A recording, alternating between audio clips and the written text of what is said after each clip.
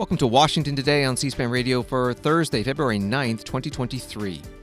Chinese spy balloon developments, new details from the State Department about the capabilities and extent of the program. U.S. senators asked what they learned in a classified briefing from military and intelligence officials. A Senate committee hears from Defense Department witnesses about why the Chinese balloon was not shot down earlier and what's being done to prevent another balloon crossing the United States. And the U.S. House unanimously approving a bipartisan resolution calling the balloon a brazen violation of U.S. sovereignty. Southwest Airlines Chief Operating Officer apologizing to a Senate committee for the more than 16,000 flight delays during the holiday season in December, blaming it on the big winter storm that upended the company's ability to schedule flight crews. But the Senate hearing revealing some disagreements between Democrats and Republicans about how to prevent a repeat of the Southwest meltdown. We'll talk about that with a reporter from The Hill. First hearing today of the House Select Subcommittee on the Weaponization of the federal government. President Joe Biden is in Tampa, Florida, talking about prescription drug costs and Social Security and Medicare funding, his second stop of the week after his State of the Union address. And the U.S. House passes two bills overturning District of Columbia laws, one allowing non-citizens to vote in local elections, the second changing the Washington, D.C. criminal code. The story from the Associated Press, the China balloon shot down by the U.S. was equipped to detect and collect intelligence signals as part of a huge military-linked aerial surveillance program that targeted more than 40 countries, the Biden administration declared Thursday, citing imagery from American U-2 spy planes. A fleet of balloons operates under the direction of the People's Liberation Army and is used specifically for spying, outfitted with high-tech equipment designed to gather sensitive information from targets across the globe, the U.S. said. Similar balloons have sailed over 5 continents, according to the administration. A statement from a senior State Department official offered the most detail to date linking China's military to the balloon that was shot down by the U.S. last weekend over the Atlantic Ocean.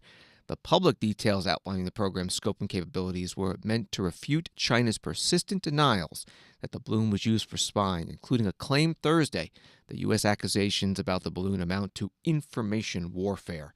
That from the Associated Press. On Capitol Hill, House members and senators getting classified briefings about the Chinese surveillance balloon. Some of the senators coming out to speak with reporters after, including Bob Menendez, Democrat from New Jersey, chair of the Foreign Relations Committee, and Senator Tom Cotton, Republican from Arkansas, member of the Armed Services and Intelligence Committees. First, Senator Menendez. Look, I think that when you hear the totality of all the information, I believe, and it's interesting to hear a couple of my Republican colleagues who may have been skeptical believe that the administration acted correctly in how it dealt with the surveillance balloon of the Chinese. Sent a very resolute message, including stopping the Secretary of State from his visit, the downing of the balloon, and I think all of those sends a very resolute message to the Chinese. I think there are two takeaways, though. One is we're going to have the ability to deal with what has been publicly reported by some of our military, that they have a domain awareness gap. That has to be taken care of. The United States cannot have a domain awareness gap. What does that mean? We have to be able to understand everything that may be coming towards our country in every dimension, from space, from the continental parts of our country, and elsewhere. And so that's something that I think we need to be working on to ensure the national security of the United States. Secondly, is a policy question. What do we now do with Xi Jinping in terms of making him understand that there are consequences for this action? And that's something that I look forward to working with the State Department, the administration, to be able to unfold. Senator, do you buy the explanation that Xi didn't know about this? This could have been a rogue balloon? I don't know who said that he didn't, but it is possible that, in fact, that the People's Liberation Army, who is viewed as conducting this program, may very well have been operating, and that while Xi may have known about the totality that such a program exists, that specifically this one was traveling over the United States at that time, it is very possible that he did not. Regardless of whether he did or he didn't, there have to be consequences for it, because there'll certainly be consequences for our country if the President of the United States didn't know, but some element of the United States government did it. You're ultimately responsible. She is responsible. Do you think after the information that you just learned, what is your sense for the threat level that it posed? Oh, I don't think it posed a threat to the United States in any of the traditional senses, right? I don't think that there was any American who was in any threat or harm. The only question is that we cannot allow, whether there was a threat or not, and I don't believe there was a threat, there wasn't, that at the end of the day, you cannot permit our sovereignty to be invaded by any country for any purpose who does not have our approval. And that has to be a global message, including to the Chinese. Thank you, guys. Senator Cotton. So after the information, I hate to disappoint you. We haven't learned anything more than what everyone always knew. China sent a spy balloon to fly all across America. The Biden administration had a chance to shoot it down over Alaska, and they chose to let it spy all across America. End of story. So after the information you learned, what is your sense for the threat level that it posed? Well, as we all know, it was a spy balloon trying to collect information across the United States. I will say that you don't know that in advance, though. We have suspicions, but you don't know in advance. That's why we shouldn't let Chinese aircraft float on their merry way all across the United States, especially when we have a chance to shoot it down over Alaska. Was there any discussion about what would happen in the future, or whether or not in future balloon situations they would just... I mean, the administration, look, the administration doesn't want to commit to anything because they want the flexibility to do what I'm sure they would have done here if some enterprising pilots and photographers had not spotted this balloon over Montana. Let it go on its merry way, not tell Congress, not tell the American people, and certainly not shoot it down. Senator, do you think this is a rogue operation, or do you think Xi authorized this audacious balloon flight? I think it's safest for our nation when we're dealing with communist dictators to always assume things start at the top. Was there any effort to persuade you that it was the right decision to let this thing go all the way across the country? A heroic effort of spin and deception that carried zero plausibility. The administration has no plausible explanation for why they didn't shoot this balloon down over Alaska. Are you at all frustrated that, What about the previous 4 balloons that may have traversed the United States going undetected by our military? Has that been addressed? Do you feel like you've been adequately... Well, I mean, so administration officials began to spin all of you on Saturday night and Sunday morning trying to claim, oh, this happened in the last administration, to excuse their own negligence here. Only once they were called out by officials from the former administration did they acknowledge, well, we only learned about this after the fact. So it is concerning that China can fly these high altitude balloons across our country without our recognizing it at the time, something our military needs to focus on going forward to ensure that no kind of aircraft can get over American airspace without our detection. So you don't believe that those balloons existed during the Trump administration, or you just think that it wasn't known at the time? That's what all of you have reported, right? Well, no, but you are now clued in on this, right? I mean, and you weren't clued in before, right? Is there any frustration that you weren't clued in on this? So especially last week, the administration had senior officials from the military and the intelligence agencies on the Hill when this balloon was over the northern United States, before it was released publicly. They should have briefed Congress at the time. They should have at least briefed the Gang of Eight at the time. Did you receive confirmation there that this was in fact a spy balloon? I mean, you can just look up at it and see what else was it doing up there. Have you gotten any... But the administration hasn't confirmed that it was in fact a spy balloon? They sure have been leaking a lot to you guys on background that it was. Senator Tom Cotton, Republican. Before that, Senator Bob Menendez, Democrat. Two of the senators coming out to speak with reporters after a closed-door classified briefing on the Chinese spy balloon today on Capitol Hill. NBC News article has this. The Chinese balloon that flew above the U.S. for 8 days included multiple antennas capable of collecting signals intelligence. A senior State Department official said Thursday, and the balloon maker has proven ties to the Chinese military, while China condemned the U.S. for destroying what it said was a weather balloon. The State Department official described the balloon as carrying equipment designed to collect communications and threatened action against Beijing. The Senate Appropriations Subcommittee on Defense holding a hearing today about the Chinese balloon. Senator John Hoeven, Republican from North Dakota, asking about that decision to shoot it down over the Atlantic Ocean after it had crossed the United States. Here are the answers from Lieutenant General Douglas Sims, Joint Staff Director of Operations, and Melissa Dalton, Assistant Defense Secretary for Homeland Defense and Hemispheric Affairs. The Russians test our airspace all the time, and you scramble fighters to interdict them because you're saying nothing can fly over our airspace. That's sovereign airspace. So now we're in a new day where our adversaries get to try to figure out what you're going to let fly over and what you're not? No, sir. Sir, I think, and kind of back to Senator Tester's earlier comment, I would say, first of all, we are certainly grateful for the support from this committee and for your trust, sir. I would tell you that throughout this, General Van Erck and the men and women who were serving under him had American safety in mind throughout. And at any moment, had it presented some sort of intent to hurt Americans, they would have taken that balloon out of the sky. It would have happened. I would tell you that is the same should something else happen. General Van Erck, the rest of the military stands ready, whatever threats come. But we do expect that they will assess and report.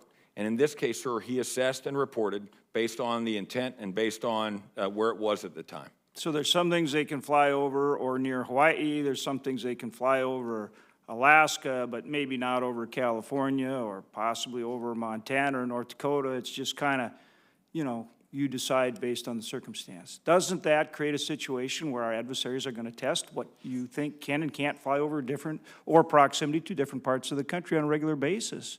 Senator. And is that good? How are you going to prevent that kind of thing from now being tested, even more than you already are? And you're going to be are you going to start making subjective decisions about different types of aircraft and what proximity and where they can fly, what states they can and can't fly over, or Guam, or, pick a spot? This is where it seems to me we're getting into a dangerous place in terms of how this was handled. Senator, if I may, this flight was different than all the rest, and that's why we took the action that we did. To the question of building upon General Sims' notes about why we didn't take it down over Alaska, a key piece of this is the recovery. For us to be able to exploit and understand this balloon and its capabilities fully, if we had taken it down over the state of Alaska, which is part of the United States, it would have been a very different recovery operation. As Senator Murkowski knows, the water depths offshore, the Aleutians, at 6+ nautical miles go very quickly from about 150 feet to over 18,000 feet near the Bering Sea. The winter water temperatures in the Bering Sea hover consistently in the low 30s, which would make recovery and salvage operations very dangerous. Additionally, the northern portion of the Bering Sea has ice cover, which can be extremely dangerous, which would induce additional risk. So again, a key part of the calculus for this operation was the ability to salvage, understand, and exploit the capabilities of the high-altitude balloon, and we look forward to sharing that with you in a classified session and also openly as we learn more. With the indulgence of the chairman, just finishing up here, those are the kind of things I think are important. People want to understand that. People support our men and women in uniform. We appreciate what you do. We owe you our lives, and we are deeply thankful for that. But Americans don't understand this situation, and so they need to understand why the decisions were made that were made, and whether or not that is what is best for national security. Senator John Hoeven, Republican from North Dakota, questioning Melissa Dalton, Assistant Defense Secretary for Homeland Defense and Hemispheric Affairs, and Lieutenant General Douglas Sims, Joint Staff Director of Operations, at today's Defense Appropriations Subcommittee hearing. The subcommittee chair is John Tester, Democrat from Montana, and as he begins putting together a budget proposal, he asked Melissa Dalton and another witness, Jed Royal, Principal Deputy Assistant Defense Secretary for Indo-Pacific Security Affairs, how best to defend against future balloons. We're talking about putting a budget together for the Defense Department. It was a really robust budget last cycle. I don't remember hearing about anything that dealt with balloons in the budget. Do we have a plan on what we're going to do next time this happens? Senator, thank you. As you know, in the National Defense Strategy from 2022, the PRC is the pacing challenge. And I know, but defense what of the about the homeland is number balloons? one. I got all the other stuff, and we deal with it. Absolutely. Is there money in the budget, or if you're not into that, if you're not in that pay grade, Yep. do we have a plan for when this happens again and what we're going to do and when we're going to do it? I will tell you this, and I appreciate but the truth is, we think we know what they were going to collect. We don't know. That scares the hell out of me. Senator, thank you. It is incredibly serious, and please know, as we are recovering the balloon and learning more about it, and also kludging that with what we learned last week, we are building our understanding of what capabilities they have, what we need to do going forward. And what about, and I'm over time, and this is the last thing, so you can answer it, I hope.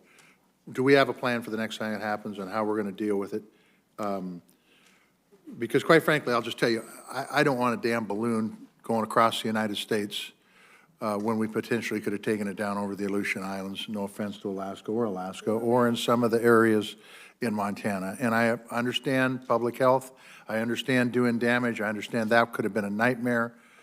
But the truth is I got a problem with a Chinese balloon flying over my state, much less the rest of the country. Senator, absolutely. We sent a very clear message to the PRC when we shot it down in our sovereign airspace, in our sovereign waters, that has established that deterrent line. Jed, if you maybe turn to you in terms of communications with the PRC. Yes, thank you, ma'am. We continue to conduct outreach to the PRC. We conducted outreach during the course of the events last week and have attempted subsequently. Part of the plan is to encourage the Chinese administration to open their lines of communication. With you can tell the folks at 11:30 that in classified session, I want to know what our response is going to be for the next balloon that comes over, military response. The Senate Defense Appropriations Subcommittee hearing today, that's the chair, John Tester, Democrat from Montana, questioning Jedediah Royal, Principal Deputy Assistant Defense Secretary, and Melissa Dalton, the Assistant Defense Secretary for Homeland Defense and Hemispheric Affairs. C-SPAN cameras were there. We've got the full video at our website at cspan.org. This from CNN, Congressman Michael McCaul, chair of the House Foreign Affairs Committee, said he is one of the Republicans who encouraged GOP leaders to change a Chinese spy balloon resolution so that it condemned China instead of the Biden administration, which was the original plan under consideration. He said, we wanted it to be America against China, not internal fighting, because China would see that as a moment of weakness, that we're divided on party lines, and we didn't want to project that. We want to project that we're united with one voice against China, and a 419 vote demonstrates that. He is referring to today's vote on the resolution on the House floor. 419 yes, 0 no. Here's Congressman McCaul during that debate. The balloon, I believe, was a test of this administration to see how it would respond. I believe the president should have shot it down before it entered American airspace, rather than allow it to cross over the continental United States airspace. But make no mistake, this was another intentionally provocative act by the CCP. And as I've said often, weakness invites aggression. This act will only further embolden and empower our enemies. It will embolden and empower Chairman Xi. Mr. Speaker, I've never seen a foreign nation adversary fly a reconnaissance aircraft that you could see from the ground with your own eyes. The CCP threat is now within sight for Americans across the heartland, a vision and memory that they will not forget. This is further proof that the CCP does not care about having a constructive relationship with the United States. It is publicly challenging U.S. interest, threatening Taiwan, supporting Russia's war of aggression in Ukraine, and now violating U.S. sovereignty. If there's any question whether the administration should request funds supporting Taiwan's foreign military financing grants, this incident alone should make it clear that the time is now to harden ourselves and our partners against the Chinese military aggression. An event like this, Mr. Speaker, must not happen again. And it cannot go unanswered. They only understand one thing, and that is force. And that's projecting power. And we need to project power and force and strength against the Chinese Communist Party.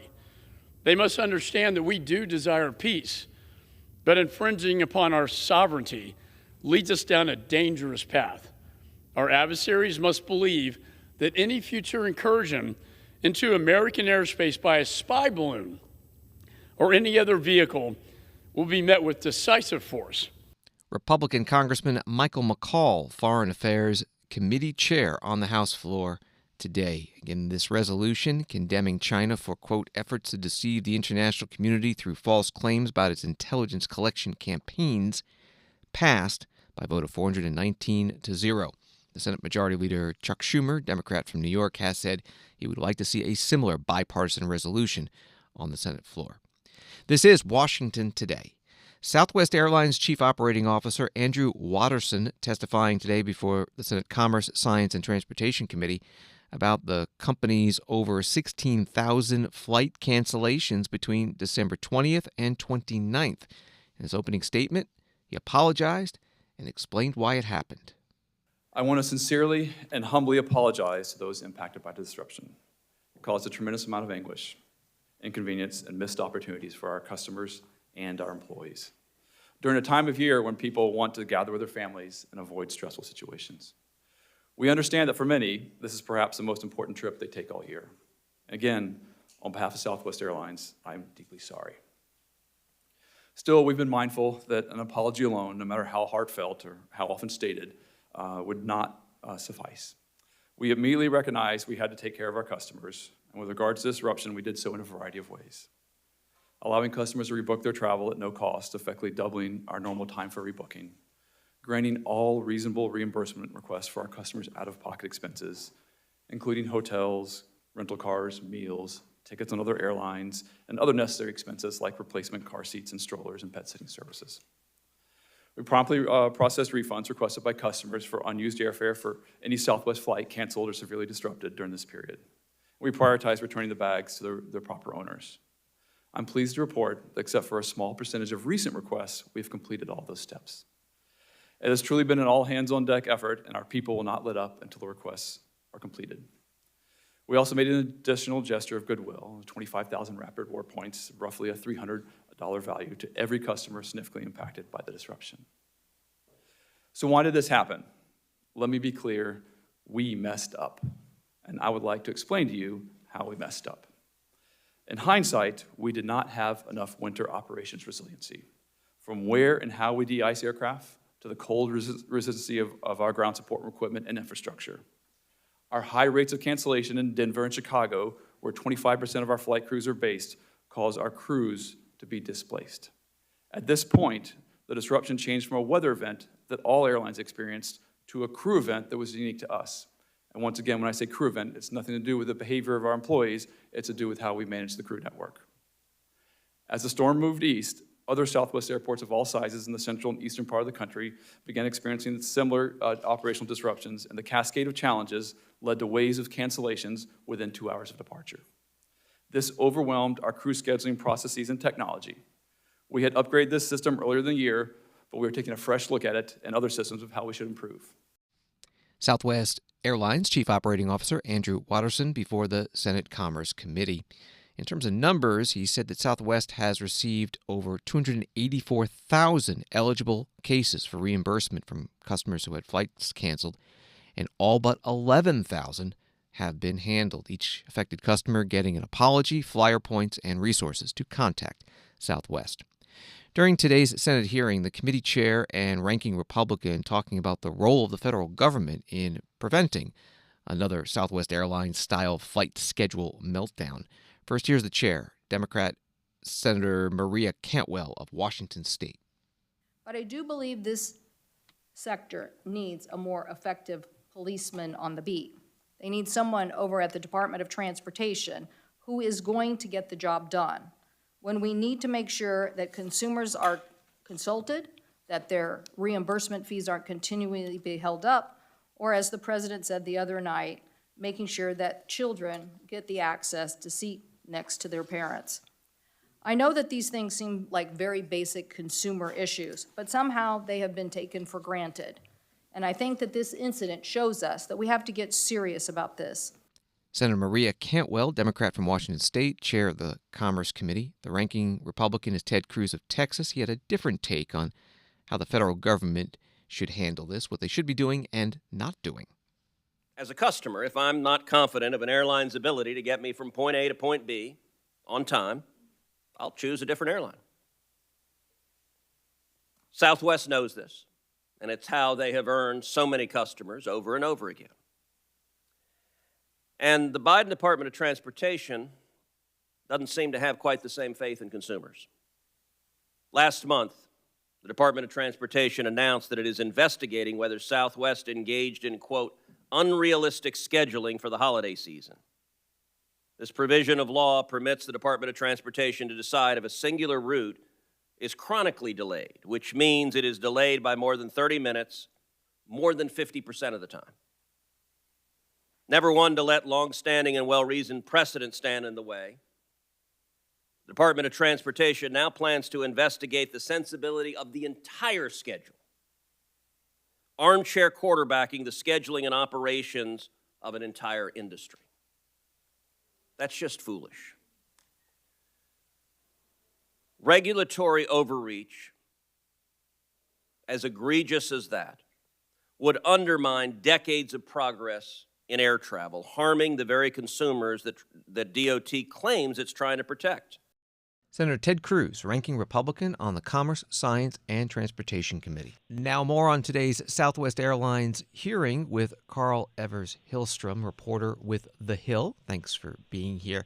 So all sides think the thousands upon thousands of flights canceled during the big holiday snowstorm is a very bad thing, shouldn't happen again. But today, was there any agreement on how to do that? There wasn't a ton of agreement among lawmakers on sort of how to proceed. I think both sides agreed that Southwest needs to upgrade its scheduling systems that went haywire. They need to make sure that they fix a lot of these technology issues they had. And Southwest said that they are investing billions of dollars into that. So I think lawmakers want to just kind of keep tabs on Southwest, but there wasn't a lot of agreement on kind of the government's role.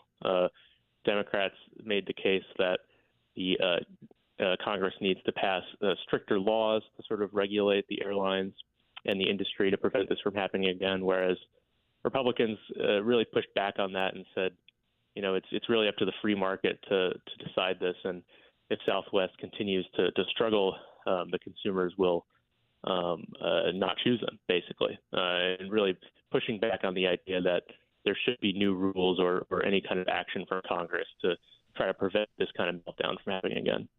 Transportation Secretary Pete Buttigieg has been very vocal and doing a lot of interviews whenever this stuff happens. What was the senator's take on what his role has been and should be? Well, Republicans have always been eager to criticize the secretary, especially on this. They were coming at him for the recent FAA disruption that forced the U.S. to ground all flights in January. And they have been saying that really, Buttigieg has not been doing a good enough job, getting a handle of this stuff. Democrats have really been saying that Buttigieg actually needs to be a little bit more aggressive in cracking down on the airlines in terms of fining them when they, say, overbook flights or implementing new rules to basically try to crack down on fees, as well as delays and disruptions and things of that nature. So you kind of have Republicans saying that Buttigieg is doing too much in terms of going after airlines, and Democrats are saying quite the opposite. Senator Markey brought up an issue today, looking for not just reimbursing passengers with a possible even of a flight, but actually giving them cash for what they went through. What's the chance of that passing? I don't think it's high. I think Republicans in Congress have really pushed back on trying to dictate, or sort of, I should say, using the government to dictate how airlines should go about their operations. Senator Markey was saying that customers, when they're have their flight delayed and are reimbursed for some of these expenses, that it should be cash instead of airline credits. And that's really been a central focus for Democrats. But like we saw in this hearing, Republicans were really not interested in engaging in that kind of legislation. We're talking with Karl Evers-Hillstrom with The Hill. With the chief operating officer of Southwest testifying, did he give some indication that the problems that caused the recent meltdown are being fixed? Well, he said that on Friday they hope to have the problem fixed. They hope to implement this new system. They said that they found a glitch that was kind of the main driver behind its scheduling meltdown, where we saw pilots were spending almost an entire day trying to figure out what flight they should even be on. Couldn't even get through to management to find that out. They also said that they're working on areas of sort of de-icing the planes and having more resilience to deal with winter storms. They certainly made the case that the worst is behind them and that they're going to fix things, but they weren't able to commit, to senators that this kind of thing will never happen again. You had an opportunity to see the entire hearing today. Anything else strike you as newsworthy? Well, I think it's just interesting seeing the two different strategies of how to tackle this, from Democrats and Republicans. This was just such an outrageous event, and I think a lot of people were hoping that something would come out of it. It doesn't seem to me that there's going to be much compromise on this. And if anything, it seems like it might be an opportunity for sort of more partisan battles in terms of, Democrats criticizing Pete Buttigieg, or I should say Republicans going after Pete Buttigieg.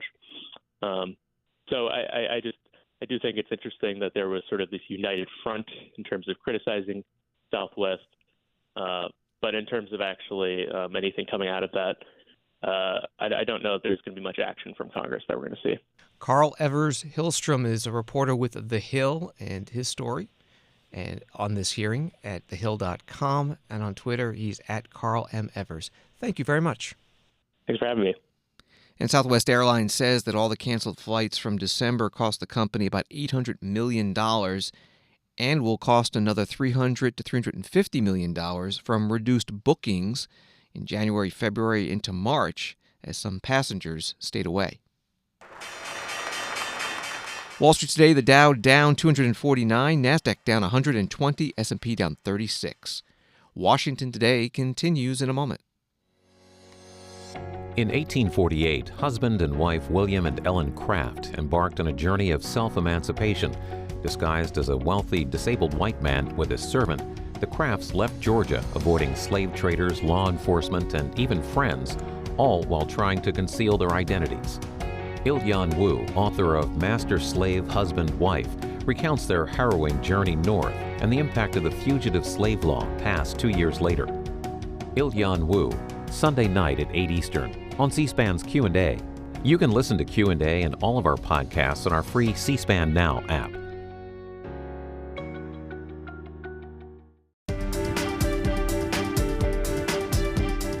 Welcome back to Washington Today, available as a podcast on the C-SPAN Now mobile app and wherever you get your podcasts. The House Select Subcommittee on the Weaponization of the Federal Government held its first hearing today. An NBC News article has this: the subcommittee was created by the new Republican House majority to investigate alleged discrimination by the federal government against conservatives. The panel is part of the House Judiciary Committee, also chaired by Congressman Jim Jordan, and has subpoena power. Here is Congressman Jordan, part of his opening statement. In my time in Congress, I have never seen anything like this. Dozens and dozens of whistleblowers, FBI agents coming to us, talking about what's going on, the political nature at the Justice Department. Not Jim Jordan saying this, not Republicans, not conservatives, good, brave FBI agents who are willing to come forward and give us the truth. And this is just the FBI. Americans have concerns about the double standard at the Department of Justice. Americans have concerns about the Disinformation Governance Board that the Department of Homeland Security tried to form. Americans have concerns about the ATF and what they're doing to the Second Amendment. And of course, they have concerns about the IRS and the thousands of new agents who are coming to that organization. And finally, there are concerns about what we've learned in the Twitter files, where big government and big tech colluded to shape and mold the narrative and to suppress information and censor Americans. Over the course of our work in this committee, we expect to hear from government officials and experts like we have here today. We expect to hear from Americans who've been targeted by their government. We expect to hear from people in the media. And we expect to hear from the FBI agents who have come forward as whistleblowers. We think many of them will sit for transcribed interviews, as one did on Tuesday. And we believe several of them will come and testify in open hearings. And finally, we expect to bring forward legislation that will help protect the American people. We hope our Democrat colleagues will work with us. Congressman Jim Jordan, Republican from Ohio, chair of the Select Subcommittee on the Weaponization of the Federal Government, opening up today's first hearing of that subcommittee. Back to the NBC News article about the hearing. The subcommittee is formally tasked with investigating how the executive branch collects information on and investigates U.S. citizens, quote, including ongoing criminal investigations, and is likely to take a look at the FBI's August search of former President Donald Trump's Mar-a-Lago home. That was brought up today as Congresswoman Stacey Plaskett, Democrat from the Virgin Islands, ranking member on the subcommittee, gave her opening statement. I suspect much of the investigations the majority, my Republican colleagues, want to look into and potentially muck up involve criminal investigations into former President Donald Trump. I want to be crystal clear. My Democratic colleagues and I will resist any attempt by this subcommittee to derail ongoing, legitimate investigations into President Trump, any other president, and others within his orbit.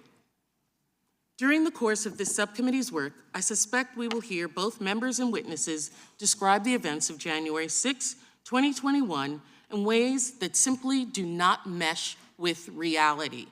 When this happens, I would encourage everyone watching today to review the impeachment record and report of the January 6 Select Committee, which lays out the true facts in shocking detail. Congressional Delegate Stacey Plaskett, Democrat from the Virgin Islands, ranking member on the new Select Subcommittee on the Weaponization of the Federal Government. She was also a member of the January 6th Committee in the last Congress. She opened up today's hearing, first one of the subcommittee. The witnesses today included current and former members of Congress, both Republicans and Democrats, former FBI agents, and George Washington University law professor Jonathan Turley, who said that this issue is complicated. My testimony that I've submitted to the record goes through the constitutional and case law that applies to this issue of when the government goes too far. And I say that these are really very heavily contested questions. There are cases on both sides. And in some of my discussions, I say that actually I think the social media companies have a better argument. And in some parts, I think that there are legitimate issues here that might trigger the First Amendment. There are two different aspects to that analysis. One is that we do have direct action shown in the Twitter files by government employees. So we don't have to get into what I spend most of my time on, which is agency theory under the First Amendment. We know that there were dozens of federal employees who tagged or targeted particular posts and posters for possible elimination and suspension. Now, we can question whether that was a directive or a partnership or a coordination, but there was direct government conduct. So the question for this committee, first and foremost, is do you want your government in that business? And we can have, I hope, a civil and respectful conversation about that. George Washington University law professor Jonathan Turley at today's hearing. Again, the first hearing of the new House Select Subcommittee on the Weaponization of the Federal Government. We covered it all at C-SPAN, and the full video is available at our video library at cspan.org. President Joe Biden continuing his post-State of the Union events across the country. A stop today in Tampa, Florida, talking about prescription drug costs and funding Social Security and Medicare. The Tampa Bay Times writes the country is gearing up for yet another contentious election in 2024, one in which Florida Governor Ron DeSantis is likely to be a key player. Neither President Biden nor DeSantis has officially announced their intentions, but both are expected to run. Of course, President Joe Biden, a Democrat, Governor DeSantis is a Republican. Here's President Biden focusing today on another Florida lawmaker, Republican Senator Rick Scott. Now, you may have seen we had a little bit of a spirit debate at the State of the Union. Well, I guess I shouldn't say anymore. But particularly with Social Security and Medicare, Republicans seemed shocked when I took out the pamphlets they were using about cutting Medicare and Social Security. Read from, Senator Scott's proposal, read from the proposal from the senator from Wisconsin. They were offended. Liar, liar. By the way, the last person who said that on the floor of the Senate got censored by the Senate, by the Congress. But there are about 4 or 5, I don't know how many. I reminded them that Florida's own Rick Scott is the guy who ran the Senate campaign committee for Republicans last year, had a plan to sunset. Maybe he's changed his mind. Maybe he's seen the Lord. But he wanted a sunset, meaning if you don't reauthorize it, it goes away. Sunset Social Security and Medicare every 5 years. Now, it's not likely to get voted out, but I'll tell you what, it's likely it got cut drastically if you had to do it every 5 years. The very idea the senator from Florida wants to put Social Security and Medicare in the chopping block every 5 years, I find to be somewhat outrageous. So outrageous that you might not even believe it. But it's what he said. I won't do it again, but I will. 12-point American Rescue Plan. One of the points, all federal legislation sunsets every 5 years. The law is worth keeping. The Congress can pass it all over again. Look, if it doesn't get reauthorized, it goes out of existence. If Congress wants it, they got to keep it, and they got to vote on the same thing. And then, in case there was any doubt, just yesterday, he confirmed that he still likes his proposal. Well, I guarantee you, it will not happen. I will veto it. I'll defend Social Security and Medicare. President Biden today in Tampa, Florida. Senator Rick Scott this morning was on CNN talking about funding Social Security and Medicare. Nobody believes that I want to cut Medicare or Social Security. I've never said it. I've never said it. In that same plan, I said Congress needs to once a year tell the American public how they're going to make sure those programs don't go bankrupt, because they're in the verge of bankrupts. And here's the difference between Joe Biden and me. I've never proposed it. In 1975, he has a bill, a sunset bill, and it says it requires every program to be looked at freshly at least every 4 years, not just cost, but worthiness. And, Caitlin, he said, when I argued that we should freeze federal spending, I meant Social Security as well. I meant Medicare and Medicaid, veterans benefits. I meant every single solitary thing in government. So here's the difference. I've never proposed it. He proposed it in a bill, and he fought for it year after year after year. Senator Rick Scott, Republican from Florida, on CNN this morning. This debate on Social Security and Medicare funding coming up in the context of discussions over how to raise the nation's debt limit and Republicans' requirements that they want a plan to reduce the federal budget deficit to go along with the debt limit increase. Treasury Department saying it needs to be increased by June, early July to avoid a default. U.S. Senate back in session today. They were off Wednesday, so the Senate Minority Leader Mitch McConnell, Republican from Kentucky, getting his first opportunity to talk on the Senate floor about President Biden's State of the Union address. 13% of the American people believe the state of our union is strong. 13%. Just 16% say they're better off financially today than they were 2 years ago. But on Tuesday night, it took President Biden the most words in the history of the State of the Union to declare that everything is actually going swimmingly, and he doesn't plan to change a thing. To working families who've been crushed by historic inflation because of his policies, President Biden offered to cut a few dollars off the fees of concert tickets and hotel stays they can't afford anyway. To Americans who are worried that he just let a Chinese spy balloon surveil our country from coast to coast, the president described his slow and unsteady reaction as a big success. To a country that is already teetering on the brink of recession, because of him, President Biden proposed even more gigantic new tax hikes. To the American people who are frightened and furious about surging violent crime, President Biden took aim at the Second Amendment rights of law-abiding citizens and implied that taxpayers need to pay even more welfare spending before we can expect people not to commit murder. The president paid lip service to the obscene quantities of foreign fentanyl that flow across our open borders and kill our people, but his main border proposal was to dangle the prospect of amnesty for people who come here illegally. He repeated his broken promise not to sign tax hikes that hit the middle class when he has already hiked taxes on American jobs and American energy. The country got to hear a lecture about treating political opponents with respect from the president who lied about state voting laws and compared half the country to Bull Connor and Jefferson Davis. And a lecture about our democratic institutions from the president who endorsed permanently breaking the Senate so that his party could grab more power.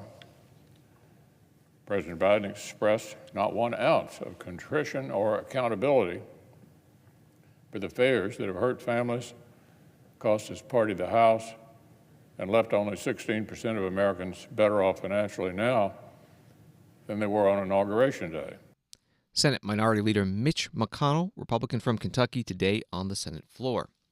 House Speaker Kevin McCarthy, Republican from California, said in a Fox News interview on Wednesday that the Republicans who heckled President Biden during the State of the Union address were passionate, but that it was probably better that they not take the bait from the president. Today, the House Democratic leader, Hakeem Jeffries, questioned about the outbursts. Have you spoken with, or will you speak to Speaker McCarthy about some of the conduct of his members, taking on his president, calling him a liar and things? He is responsible. He didn't gavel anybody down during the speech the other night. Should he have been more aggressive in trying to preside over the House of Representatives? I have not had that conversation with Speaker McCarthy, but as far as I'm concerned, the behavior of the extreme MAGA Republicans speaks for itself. And I'm confident that the overwhelming majority of the American people found that aggressive, childish, petulant behavior by the extreme MAGA Republicans who were yelling and screaming on the floor of the House during President Biden's State of the Union address to be distasteful. Congressman Hakeem Jeffries, Democrat from New York, minority leader, at a news conference today. The U.S. House passed 2 resolutions today that would overturn 2 laws passed by the District of Columbia City Council. One allows non-citizens to vote in local elections. The other updates the city's criminal code. The U.S. Constitution gives Congress the authority to exercise exclusive legislation in all cases whatsoever over the federal capital district. Speaker Kevin McCarthy speaking in favor of the resolutions today on the House floor. 2 new acts from Washington, D.C. City Council will dilute the vote of American citizens and endanger city residents and visitors. Today, the House of Representatives will vote to stop these acts from taking effect. I urge all my colleagues to support these resolutions. Now, let me start with the voting resolution. Last year, Washington, D.C. passed a law that would give the vote to illegal immigrants. The law makes no exceptions for foreign diplomats or agents who have interests that are the opposite of ours. Under this bill, Russian diplomats will get a vote. Chinese diplomats could get a vote. The CCP is already infiltrating our culture, our farmland, our skies, but the D.C. City Council will let them infiltrate our ballot boxes. Just today, we had a classified briefing for all the members of Congress talking about what the CCP just did last week over the skies of America. And now the D.C. City Council wants to open up the ballot boxes for the CCP. Even the Washington Post opposes this idea because, as they wrote, it would give an estimated 50,000 non-citizen residents who live in Washington, D.C. to cast ballots in local elections. But of course, these elections can set the laws that cover the White House, Congress, and even government agencies. If we set this precedent, other cities will follow, and faith in our elections will plummet. Now let me address the crime resolution. To date, early in this year, early in February, there have been 65 carjackings in Washington, D.C. just this year alone. That is more than one every single day. 2 weeks ago, two 18-year-olds carjackers crashed into two Capitol Police vehicles just yards from this floor. The suspects were quickly arrested by the Capitol Police, but tragically, carjackings, shootings, and other crimes have become a reality of everyday life in our nation's capital. In 2020, Washington, D.C. defunded the police. From that point on, the city government has done nothing but pass laws that have clearly made the city less safe. Today, many residents are worried about taking their kids to school or going to the grocery store. But rather than attempt to fix the problem, the D.C. City Council wants to go even easier on criminals.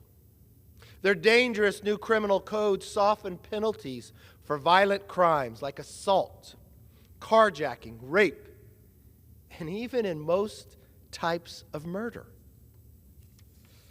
If enacted into law, criminals would be treated like they are victims, and victims will be treated like they don't matter. House Speaker Kevin McCarthy, Republican from California, on the House floor. The District of Columbia has a non-voting delegate, currently Democrat Eleanor Holmes Norton. She spoke out against both resolutions up in the House in the separate debates on each. First, the one dealing with voting. The Revolutionary War was fought to give consent to the governed and to end taxation without representation. Yet the nearly 700,000 D.C. residents cannot consent to any action taken by Congress, whether on national or D.C. matters, and pay full federal taxes. Indeed, D.C. residents pay more federal taxes per capita than any state in the Union, and more total federal taxes than 23 states. The legislative history and merits of this legislation enacted by the D.C. Council, that is the subject matter of this resolution, are irrelevant to the question before the House. But I do want to set the record straight. The D.C. Council passed the legislation on two separate occasions, as required by Congress, by votes of 12-1 and 12-0 after holding a hearing. The legislation is also unprecedented. It is not unprecedented.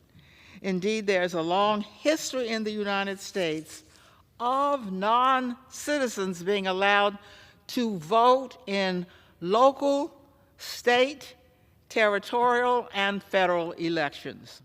Eleanor Holmes Norton, the D.C. congressional delegate on the House floor during debate on that first resolution overturning the D.C. Council law on non-citizen voting.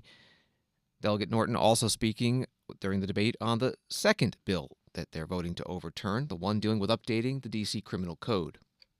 The legislative history and merits of the legislation enacted by the District of Columbia that is a subject of this resolution are irrelevant to the consideration of this resolution, since there is never justification for Congress nullifying legislation enacted by the district. But I would like to set the record straight. The revised criminal code comprehensively revises D.C.'s criminal code, which has not been done since it was created in 1901. Everyone in the D.C. legal system agrees that such a revision is long overdue. The bill is the product of over a decade of work by D.C.